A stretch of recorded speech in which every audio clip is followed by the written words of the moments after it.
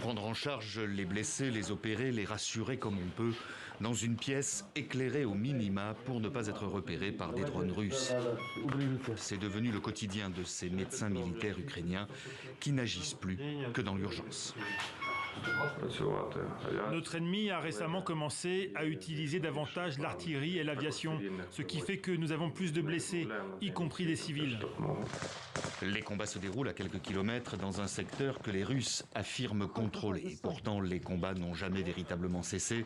Les blessés, il faut aller directement les chercher dans les tranchées avant de les ramener dans ce point de stabilisation médicale où on y prodigue les tout premiers soins. Et les médecins sont des gens très cyniques. Avec le temps, tu apprends à ne pas t'attarder sur les choses. Si tu le prends de manière trop émotionnelle, tu ne peux pas être efficace. Et c'est pour ça que tu opères de manière automatique. Une véritable course contre la montre pour sauver ceux qui peuvent encore l'être. Les blessés sont ensuite transférés dans des hôpitaux à l'arrière-front.